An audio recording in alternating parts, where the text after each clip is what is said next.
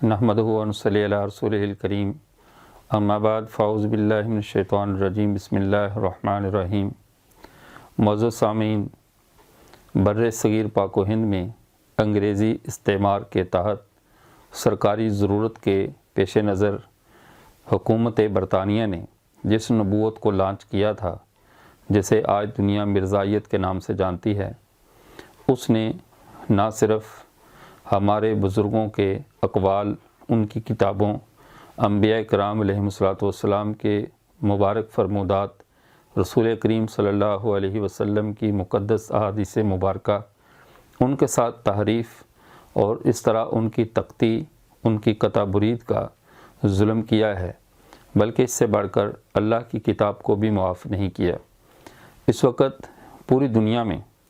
قادیانی جس تفسیر کو، جس قرآن پاک کے ترجمہ کو پھیلا رہے ہیں، اس کا نام تفسیر صغیر ہے۔ شیزان کی طرف سے، جو شیزان کمپنی ہے، جس تفسیر کو پوری دنیا میں پھیلایا جاتا ہے، مختلف زبانوں میں ترجمہ کر کے، اس کا نام تفسیر صغیر ہے،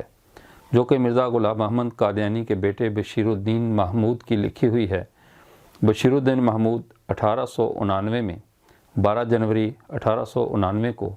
مرزا غلام احمد قادیانی کے گھر میں پیدا ہوا۔ ہوش پانے سے لے کر ہوش گمانے تک یہ اپنی جماعت میں بھی متنازع رہا اور مسلمانوں کے لیے بھی درد سر بنا رہا۔ اس شخص نے جہاں پر اور بہت سے عجیب و غریب اقدامات کیے اور اپنے بیانات میں، اپنی تحاریر میں امت مسلمہ کی دل آزاری کی، اس سے بڑھ کر اس کا ایک کارنامہ بھی ہے کہ مرزا غلام احمد قادیانی کی وفات سے لے کر اس کے منصب اقتدار آنے تک ایک ڈاماڈول قادیانیت کو اس نے ایک موقف پہ لا کر کھڑا کیا کہ مرزا غلام احمد قادیانی یہ اللہ کا نبی تھا اور یہ اللہ کا آخری نبی ہے۔ اس مقام پر یہ مرزا غلام احمد قادیانی کو لے آیا۔ خیر، یہ تو ایک دوسرا موضوع ہے، لیکن سر دست اس کی لکھی ہوئی تفسیر صغیر کے نام پہ جو پوری دنیا میں پھیلائی جا رہی ہے، اس کے 2-3 حوالہ جات آپ حضرات کی خدمت میں پیش کرتے ہیں، تاکہ آپ حضرات کے علم میں آئے کہ یہ لوگ اپنے مذموم مقاصد کی تکمیل کے لیے کس طرح کتاب و سنت کی نصوص میں تحریف کرتے ہیں، احکامات کو بدل دیتے ہیں، آیات کو بدل دیتے ہیں، ان کے معنی کو بدل کے رکھ دیتے ہیں۔ مثال کے طور پر پوری دنیا، جس نے جو بھی مسلمان جہاں کہیں بھی موجود ہے، جس نے بھی اللہ کا قرآن پڑھا ہے، وہ جب بھی کتاب اللہ کا مطالعہ کرتا ہے، کتاب اللہ کی تلاوت کرتا ہے، اس کے اندر وہ بارہا یہ پاتا ہے کہ سورہ بقرہ میں اللہ تعالیٰ نے جو فرشتوں کو حکم دیا تھا، وَإِذْ قُلْنَا لِلْمَلَائِكَةِ اسْجُدُوا لِآدَمَ فَسَجَدُوا إِلَّا إِبْلِيسَ،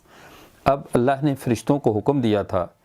کہ آپ حضرت آدم علیہ السلام کو سجدہ کرو، لیکن ابلیس نے سجدہ کرنے سے انکار کر دیا۔ اس آیت کی تفسیر کے اندر، جو کہ سورہ بقرہ کی آیت ہے، اس آیت کی تفسیر میں بشیر الدین محمود، اس کے ترجمے میں بشیر الدین محمود یہ کہتا ہے کہ تو اس وقت کو یاد کرو جب ہم نے فرشتوں سے کہا کہ آدم کی فرما برداری کرو،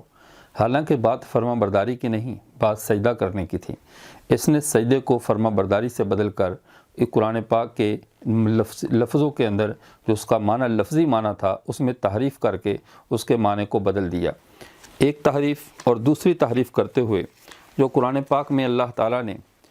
اس بنو اسرائیل کے شخص کا واقعہ بیان کیا ہے، جس کا نام غالباً رائل تھا، کہ اسے کسی شخص نے قتل کر دیا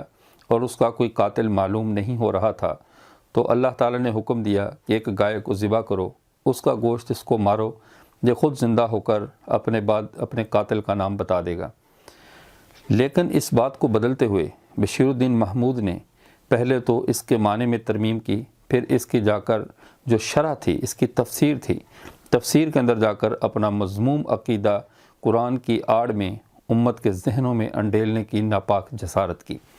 کہتا ہے وَإِذْ قَتَلْتُمْ نَفْسًا فَادَّارَأْتُمْ فِيهَا وَاللَّهُ مُخْرِجٌ مَا كُنْتُمْ تَكْتُمُونَ۔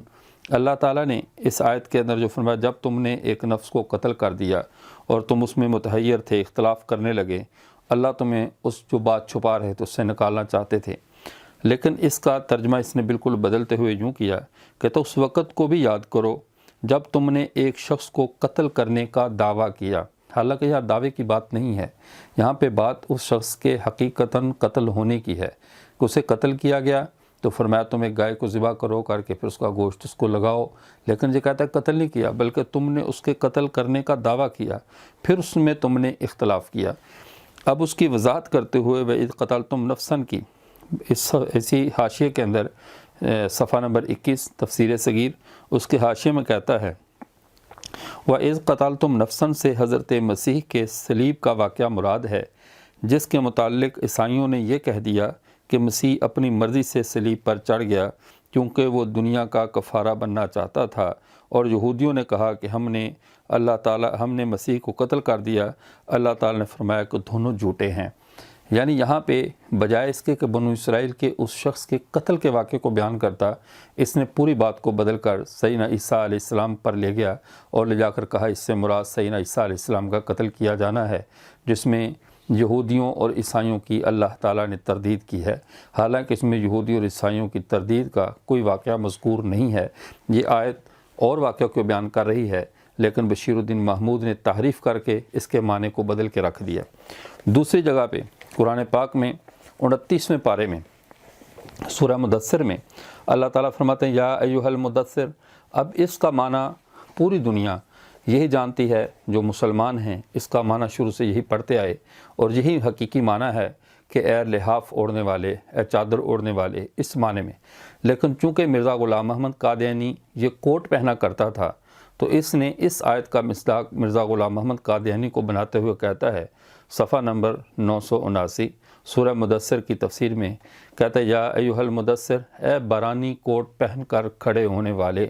اے بارانی کوٹ پہن کر کھڑے ہونے والے۔ اب یہ آیت چونکہ نبی کریم صلی اللہ علیہ وسلم کے بارے میں تھی، اس نے اس کو اٹھا کر مرزا غلام محمد قادیانی کے اوپر فٹ کر دیا کہ یہ آیت مرزا غلام محمد قادیانی کے بارے میں ہے، چونکہ وہ کوٹ پہنتا تھا، تو اس آیت نے مرزا غلام محمد قادیانی کو مخاطب کیا ہے۔ یہ تین مثالیں میں نے آپ کے سامنے رکھی کہ یہ لوگ کس قدر ظالم ہیں کہ اللہ کی کتاب کے معنی بدلنے میں بھی دریغ نہیں کرتے اپنے مذموم مقاصد کے لیے۔ لیکن دکھ ان لوگوں پر ہوتا ہے کہ جب ہمارے مسلمان ہوتے ہیں اور جب وہ دیکھتے ہیں کہ انہوں نے فلاں کسی دوسرے مسلک کے بزرگ کی فلاں عبارت سے استنباط کیا ہے، مثال کے طور پر حضرت مولانا قاسم نانوتوی رحمہ اللہ کی تحذیر الناس سے غلط استدلال کیا ہے، تو وہ فوراً کھڑے ہو جاتے ہیں اور اس کی بات کو، ایک کذاب کی بات کو لے کر ایک مسلمان کے اوپر طعن و تشنیع شروع کر دیتے ہیں، حالانکہ ان لوگوں نے تو اللہ کی کتاب کو بھی معاف نہیں کیا۔ اسی طرح ہر مسلک، ہر مکتبہ فکر کے اکابر کی عبارتوں کو غلط سلط طریقے سے بیان کر کے ان کے معنی کو بگاڑ کر انہوں نے اپنے مقاصد کی تکمیل چاہی ہے۔ تو یہ تفسیر صغیر اور بھی اس کے کئی مقامات ہیں، کئی اس کے اور بھی پوائنٹس ہیں جن پر انشاءاللہ پھر گفتگو ہوگی۔ سر درجے 3 مقامات کہ بنو اسرائیل کے قتل والے واقعے کو اس نے حضرت عیسیٰ علیہ السلام کے قتل سے تعبیر کیا، اور فرشتوں کو سجدہ کرنے والے واقعے کو اس نے فرما برداری کے ساتھ اس کا معنی کیا، اور یا ایھا المدثر میں اس نے مدثر کا معنی کوٹ اوڑھنے والا کیا تاکہ اس سے مراد مرزا غلام محمد قادیانی ہو سکے۔ اس طرح اور بھی اس کے بہت ساری تحریفات ہیں جو اپنے وقت پر آئیں گی۔ یہیں سے سمجھ لینا چاہیے جو لوگ اللہ کے معاملے میں کسی سے ڈرنے والے نہیں ہیں، خدا کے مد مقابل آ کر خدا کی باتوں کو تبدیل کر دیتے ہیں، وہ کسی کی آخرت کے خیر خواہ نہیں ہو سکتے۔ کاش یہ بات ہمارے قادیانی کرم فرما سمجھ جائیں اور اپنے لیے ابھی وقت کو ضائع نہ کریں اور توبہ کا موقع نہ گنوائیں۔ اللہ ان تمام قادیانیوں کو ہدایت نصیب فرمائے اور وہ واپس نبی کریم صلی اللہ علیہ وسلم کی مبارک شریعت پر آ جائیں۔ وآخر دعوانا ان الحمدللہ رب العالمین۔